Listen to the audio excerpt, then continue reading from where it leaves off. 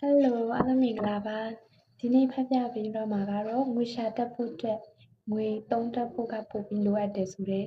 ခေါင်းစဉ်လေးကိုဖတ်ပြတော့မှာဖြစ်ပါတယ်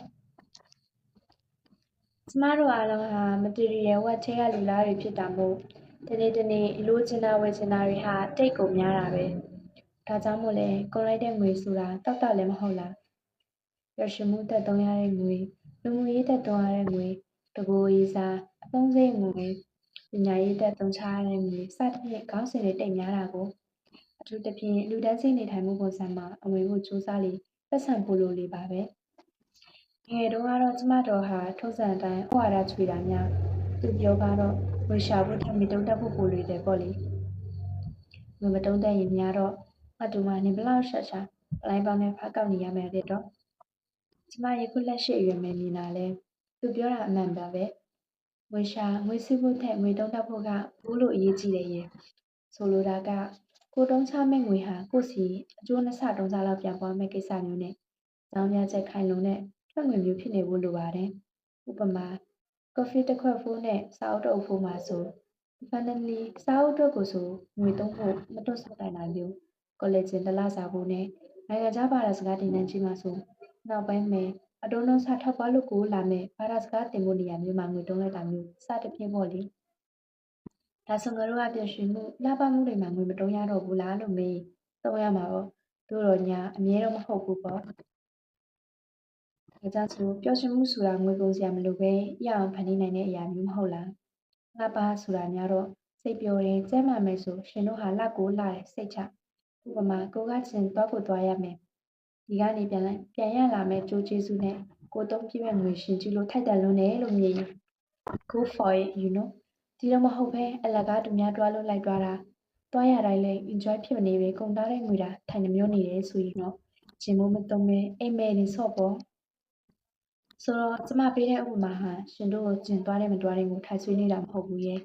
ဂျင်နေရမယ်ဘယ်ကောင်းစီမဆိုဖြစ်နိုင်ပြီးငွေသုံးမယ်စဉ်းစားတဲ့အခါဘေးလူတွေနဲ့မဆိုင်တဲ့ကိုတူဦးတယောက်ချင်းစီရဲ့စိတ်ပိုင်းရောရုပ်ပိုင်းမယ်ပါရလာမဲ့ကြွေးရလက်တွေပေါ့ပွဲတွေဖြစ်ခြင်းမဖြစ်ခြင်းကိုဒါတွေးတတ်ဖို့တာရည်ရွယ်ပါတယ်ကိုရှင်မဲငွေတအားပေါ်လို့ရှောက်ပြောချင်တပါဆိုလဲသဘောပေါ့ကျမကတော့လူမွဲတွေနေရာကနေဖြစ်စေလူစမ်းတာတွေနေရာကနေဖြစ်စေမြင်ကြတဲ့ငွေပေါ်ရှုမြင်ပုံထက်ငွေကိုတက်ရွှေတစ်ခုလိုခံစားပြီးသူနဲ့မိဖွဲ့ရင်ကမတီရီဝက်ရဲ့ချစ်လို့လို့မဆုံးတဲ့လောကရှိကနေပြည့်မြတ်လူတွေဆူရောက်နေရာကနေပြောပါတယ်ရှင်တို့ဟာငွေတွေတအားဘီလီယံနဲ့ချီချမ်းသာမှပစ္စည်းစောစောယူပြီးအသက်တွေရှိတော့မှလို့ထင်လို့လားအမှန်ကကြာလူဟာငွေသုံးစရာနေရာတိတ်မရှိတော့လေငွေရှာဖို့စီမဲ့သုံးရမယ့်အချိန်တွေဟာကိုရှိပိုကြံလေပဲအိုးရှင်ပြောတော့လွယ်လိုက်တာငွေတုံးစရာနေရာများပုံလို့ရဲ့ဘယ်နဲ့များတောင်လဲလို့ဟော့ကျင်နေပြီမို့လားဒါကြောင့်လာပဲကျမကရှင်တို့ကိုပတ်စံတစ်ခုမတုံးမီအကြောင်းပြချက်လာရှိလားတုံးတက်ဖို့အရင်တွေးခိုင်းတာပေါ့ဟိုမှာတနေ့ကဆိုကျမအိမ်မယ်အချိန်ပိုင်းအိမ်ကိုတန်ရှင်းလို့ဖြစ်တယ်ပုံမှန်ဆိုကျမနေအိမ်ဟာလူအများကြီးနေတဲ့နေရာကျယ်ကြီးမဟုတ်တာမို့ကိုယ်တိုင်နာတန်ရှင်းလုပ်နေကြပါပဲ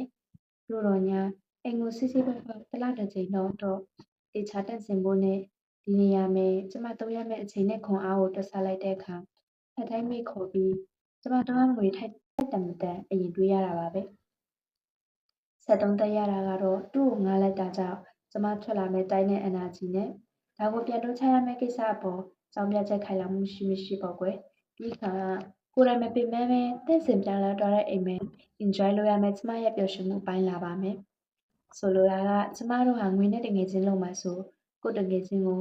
လွတ်ရွှတ်တာပြီးရောအတုံးမချမှတငယ်ချင်းဖြစ်သူဟာလဲကိုရှိကောင်းကကျိုးပြန်ပြူတာကွဒါကြောင့်လားကျမစောစောကပြောခဲ့တဲ့လိုအလားပါကောင်းစဉ်ပျော်ရွှင်မှုကောင်းစဉ်မိဒီကောင်းစဉ်မယ်မဆိုရှင်တို့ဟာဒီတိုင်းတာအချင်းချင်းစဉ်းစားတွေ့ခေါ်စီစစ်ပြီးမှပတ်စံအိတ်ထရငွေကိုသုံးနေပါတယ်ဒီလိုနေရင်ကမှကြာလာရင်ငွေတုံးစရာကောင်းစဉ်တွေရွတ်လာပြီပေါ့နောက်ပိုင်းမှာတော့ပတ်စံဘလောက်ရှာရှာသုံးမလောက်ရာကနေငွေစုဖို့ကုတ်ချစ်မျိုးတိတ်နေရလို့ဘောဘောတီတီမသုံးနိုင်တဲ့ reason မျိုးမဟုတ်ပဲငွေတုံးစရာနေရာပဲမရရမရှိလို့တာဆိုတဲ့အကြောင်းပြချက်တွေနဲ့ငွေရလက်ထဲမြင်းလာတော့မှာပါပဲတခုရှိတာကတကူရေးစာလိုကိုလိုတဲ့တုံးစိတ်တွေတော့ရှာရအောင်မှာပေါ့လေဒါပေတိကျမအ